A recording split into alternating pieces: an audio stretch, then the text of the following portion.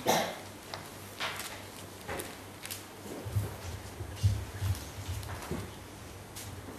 Tuhan. Kita telah baca dari pasal 14. Kembali kita akan melihat kisah selanjutnya tentang Absalom, seorang anak yang membuat semua peristiwa pahit dalam hidup Daud. Karena seorang anak yang berani melakukan begitu banyak perkara-perkara yang sangat dibenci Allah.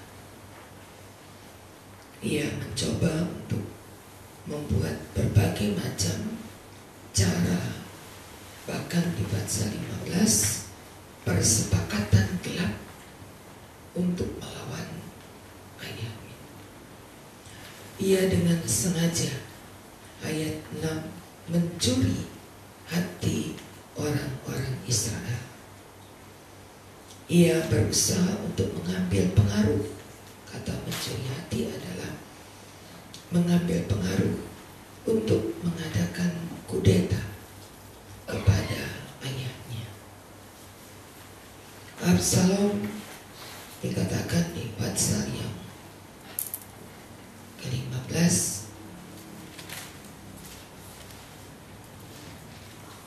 ayat yang ke-14, berbicaralah Daud kepada semua pegawai, bersiaplah, mari kita melarikan diri.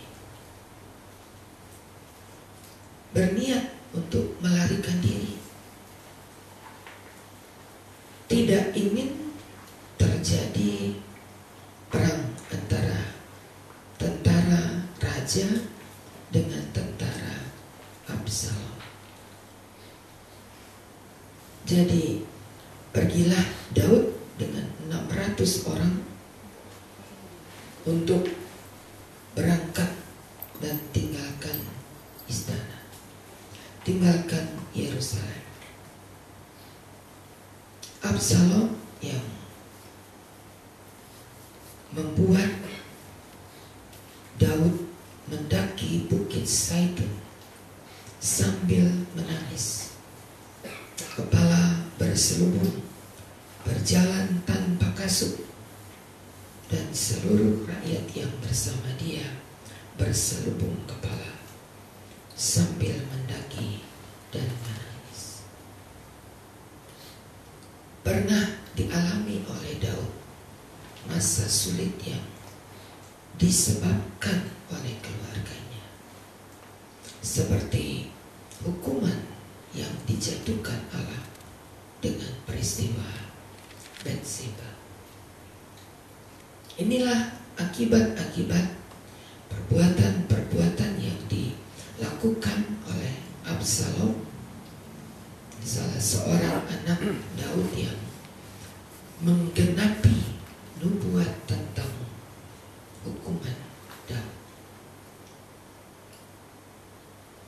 Sekalipun kalau dikatakan bahwa Absalom adalah anak yang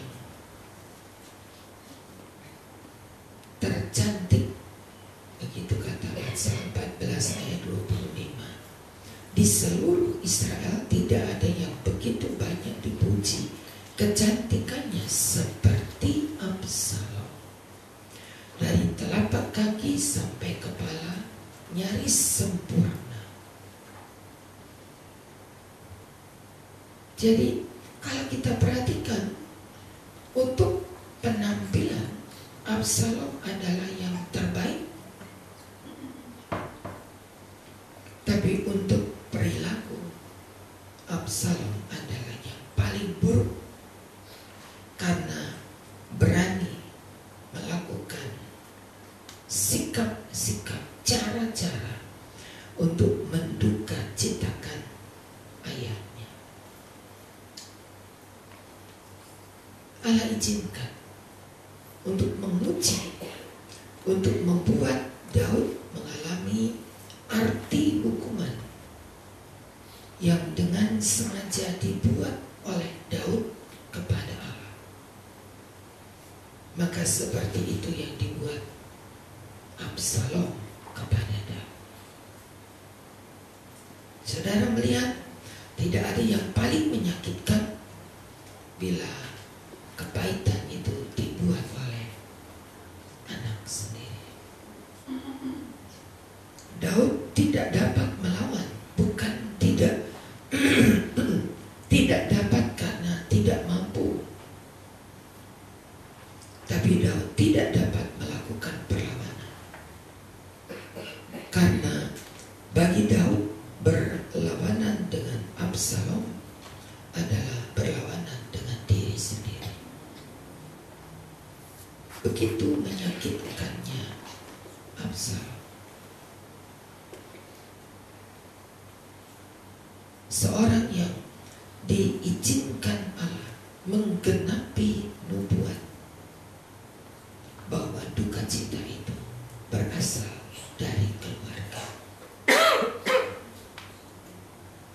Allah tahu bagaimana bersikap untuk Absalom, tapi Allah tunggu waktu yang tepat. Bagaimana diukur dalam ukuran Allah, kejahatan Absalom mencapai puncaknya. Kejahatan Absalom membuat begitu banyak masalah yang terjadi.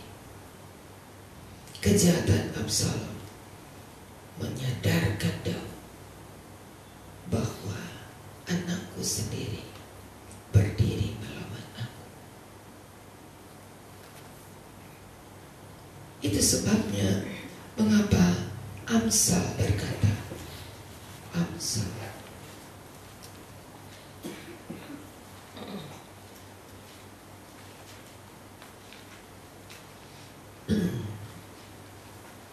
pasal 23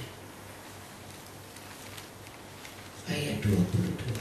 Dengarkanlah ayahmu yang memperanakan engkau.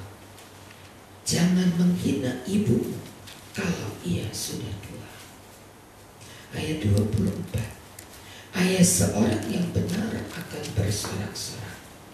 Yang memperanakan orang-orang bijaksana akan bersukacita karena dia. Biarlah ayahmu dan ibumu bersukacita. Biarlah beria-ria dia yang melahirkan engkau. Tetapi begitu banyak duka cita yang ditimbulkan oleh Absalom karena ia adalah ayah yang, kata firman Allah, tidak mendatangkan tongkat untuk memukul anaknya. Masih di dalam kitab Amsal kita membaca tentang bagaimana sikap seorang ayah untuk mendidik anaknya. 13 ayat yang ke-24. Siapa tidak menggunakan tongkat benci kepada anaknya.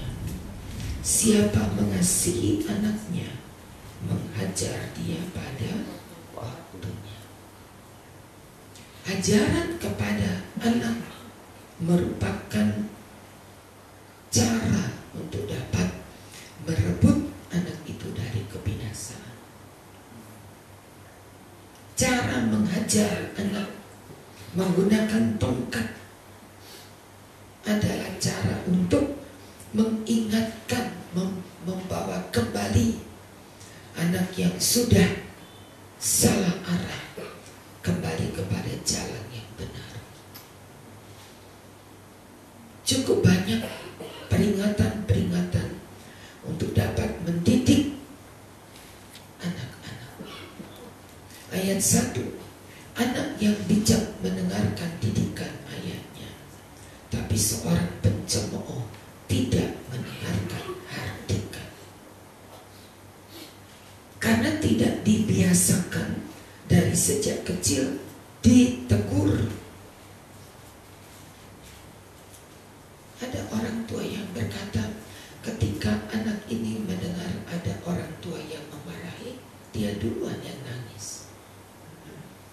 Lalu ketika dia duluan yang nangis, kita lalu diam. berarti tidak akan bisa diperingatkan sampai nanti besar. Di mana wibawa orang tua yang tidak bisa mendidik anak-anak. Alasan apapun tidak ada yang dapat merubah kenyataan ini. Ketika seorang anak harus ditegur, ketika seorang anak harus dipukul, ketika seorang anak harus mendapat pendidikan dari orang tuanya. Biasakan kita dapat mendidik anak-anak kita dan mengajar hidup takut akan Allah. Mendidik mereka untuk membuat perjalanannya benar. Betapa sering kita kasihan kalau dimarahin, kasihan kalau dipukul. Saudara sedang menjerumuskan anak-anak itu kepada jurang kehancuran. Kita tidak dapat mendidik hanya dengan kasih sayang, tapi kita juga mendidik anak dengan disiplin.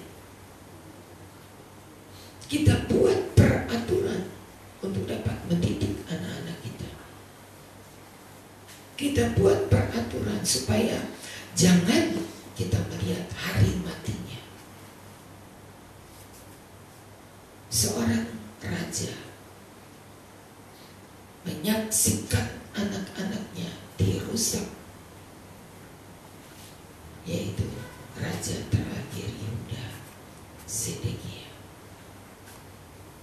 Ia dengan mata kepala sendiri melihat bagaimana anak-anaknya diperlakukan. Puas dengan melihat semuanya, mata Raja Sedekia dicungkil dan ia ditelanjangi, dikirim untuk menuju kepada Babel. Itu Raja Sedekia, raja terakhir yang sangat menduka citakan Allah. 2 Tawarik 36 berkata, engkau sudah mendengar, tapi engkau tidak mau melakukan. Engkau sudah mendengar didikan-didikan Allah, dan itu merupakan tongkat untuk dipergunakan menyadarkan anak-anak kita.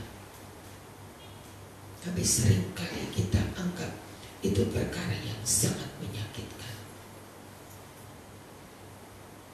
Kita mau masa depan yang baik. Amin. Kita mau merubah sejarah. Kita harus memperoleh generasi yang takut akan Allah. Kita tidak dapat senyum dengan generasi masa kini. Kita tidak dapat anggap biasa, remeh anak-anak kita sampai hari ini. Minta wibawa Allah untuk dapat menegur anak-anak kita. Pegang wibawa yang Allah berikan dan biarkan anak-anak kita diubahkan Allah. Kita punya doa yang tidak berhenti, kata ratapan, menangislah demi hidup anak-anak. Cukup banyak sekali contoh dalam Alkitab ketika anak-anak tidak menghormati Allah, maka Harun harus menangis untuk kedua anaknya yang dibunuh Allah sementara melaksanakan pekerjaan. Pergunakan tongkat dengan tidak menahannya supaya jangan kita dianggap tidak mendidik mereka dengan takut akan Allah. Amsal punya begitu banyak catatan untuk dapat memperbaiki hidup anak-anak kita. Bahkan Roma pasal 8 sangat rindu dunia menantikan anak-anak Allah dinyatakan. Sangat rindu. Salah satu tanda akhir zaman adalah anak-anak berbalik kepada orang tuanya dan orang tua berbalik kepada anak-anaknya. Kalimat terakhir dari kitab Maleakhi pasal terakhir.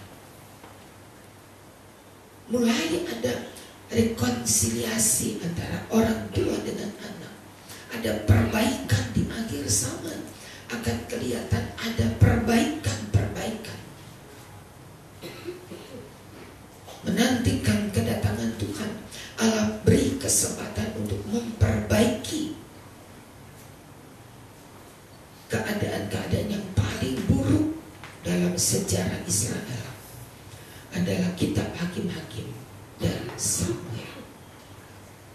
Dalam kitab Hakim-Hakim diceritakan seorang raja, seorang pemimpin yang tidak dapat mengatur, mengajar, mendidik anak-anaknya. Kitab Raja-Raja, kitab Samuel juga menuliskan tentang begitu banyak raja-raja yang ditaklukkan oleh anak-anaknya. Masalahnya, ketika tidak ada tongkat yang kita pergunakan untuk anak-anak kita, maka kita kehilangan dia selagi hidup. Mulai cari cara untuk menduka citakan orang tua, bukan untuk menyenangkan, tapi menduka citakan. Absalom mencari cara. Kapan waktu yang tepat menduka citakan hati orang tua? Kapan waktu yang tepat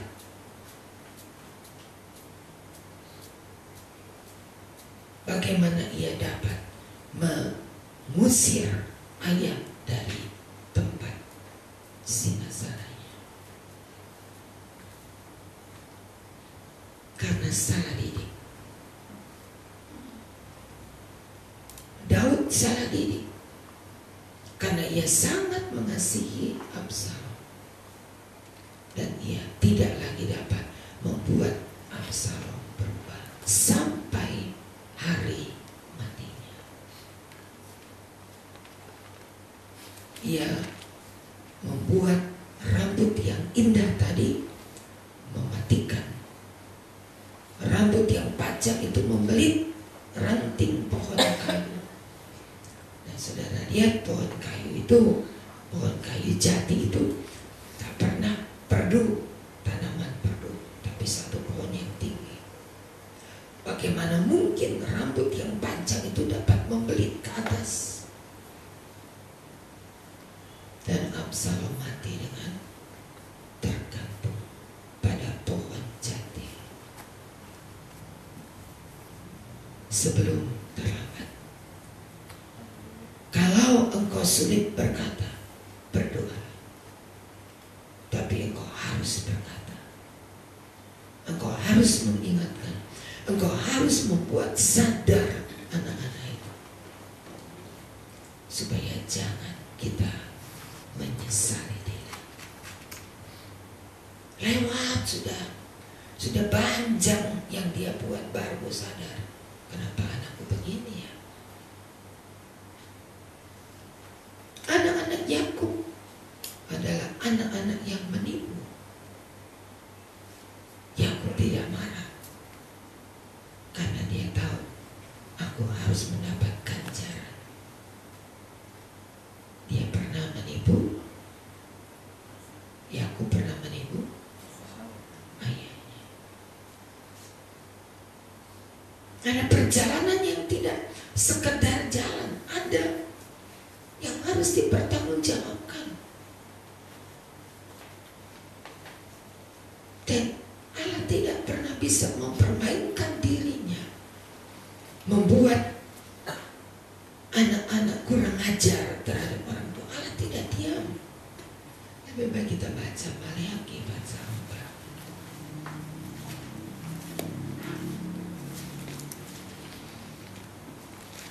4 ayat 5. Maleakhi 4 ayat 5. Sesungguhnya aku akan mengutus Nabi Elia kepadamu menjelang datangnya hari Tuhan yang dahsyat itu. 6. Maka dia akan membuat hati bapa kembali kepada anak-anaknya dan hati anak-anaknya kepada bapa-bapanya, supaya jangan aku datang memukul bumi sehingga musnah. Aku akan membuat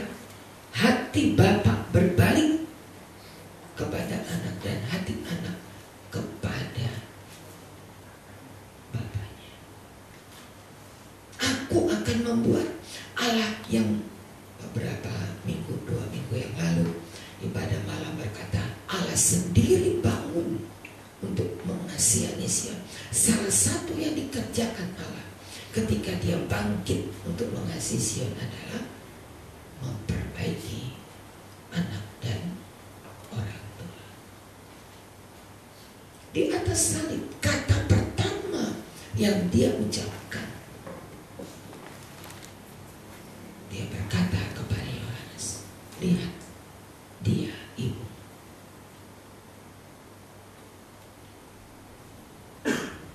Kepada anak-anak yang mendengar suara Allah akan tahu sinyal-sinyal Allah untuk memperbaiki hubungan antara anak dan orang tua.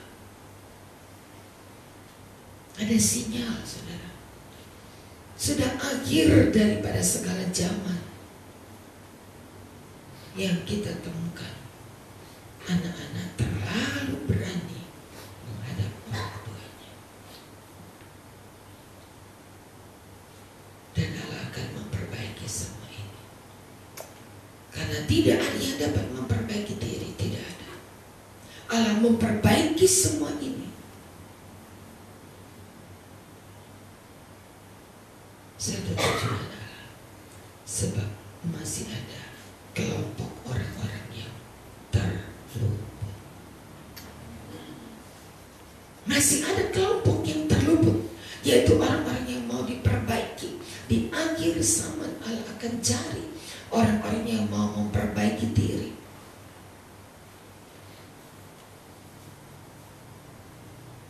Jangan semakin jauh tinggalkan Tuhan, tapi lebih baik kita kembali mencari anugerah Allah. Minta kepada Tuhan, ajari kami Tuhan. Ajari kami untuk menghitung hari-hari supaya aku mendapatkan hadiah bijaksana. Kalimat itu bukan dimulai dari mulut orang-orang tua yang sudah renta, tapi bagaimana aku membentuk keluargaku dan mendidik hasil dari perkawinanku untuk hidup yang lebih baik di hadapan Allah. Mari kita belajar, saudara. Inilah akhir zaman. Orang tua hanya bisa mengelus dada. Sikap, cara, perilaku, pikiran anak-anak itu harus dirubah menjadi hati yang takut akan Allah. Pasal yang keempat, kitab Maliaki, menjelang kedatangan Tuhan akan datang orang-orang yang diutus Allah untuk berbicara,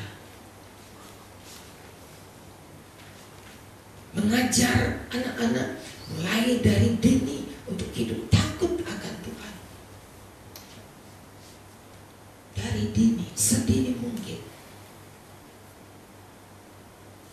Kalau teman-teman saudara kita di luar masih kecil-kecil, anak sudah pakai jilbab, sudah pakai sarung, sudah pakai kopiah. Dididik dari kecil. Kita nggak pakai aksesoris seperti itu, tapi kita tidak berhasil mendidik mereka. Tidak diajarkan bahasa lain, tapi bahasa ibu, yaitu bahasa Indonesia. Mereka diajar harus bisa baca dalam bahasa Arab, harus bisa baca dalam bahasa Inggris.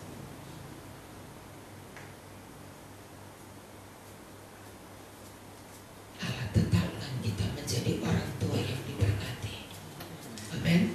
Dengan cara mendidik anak-anak kita, dengan cara membuat anak-anak kita belajar hidup dengan takut akan Allah. Kita nggak bisa sendiri, saudara. Kita tidak bisa sendiri. Banyak cerita dari kitab Kejadian. Keluarga yang paling akrab dengan Allah, keluarga yang dekat dengan Allah. Pekerjaan perjalanan orang Israel di Padang gurun pun dididik oleh Allah untuk mengajar anak-anaknya. Ingat saudara cerita, kalau engkau sedang berjalan menuju padang gurun, jangan lupa engkau membawa sekop kecil, agar ketika engkau mau kada hajat, engkau membuat lubang dan menutup kembali. Itu didikan siapa? Bukan didikan orang tua kepada anak-anak. Kita bisa bayangkan, itu perjalanan mereka akan menyisakan tempat-tempat yang kotor kalau tidak dididik seperti ini.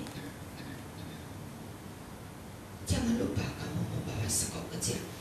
Betapa perhatian Allah begitu mendetail. Tidak ingin dalam keluarga ada perkara-perkara yang tidak senonoh katanya. Sampai BAB diatur Allah. Coba saudara, betapa Allah begitu perhatian. Sampai BAB itu diatur oleh Allah. Allah tidak mendirikan MCK beratus-ratus tiap langkah perjalanan. Tidak.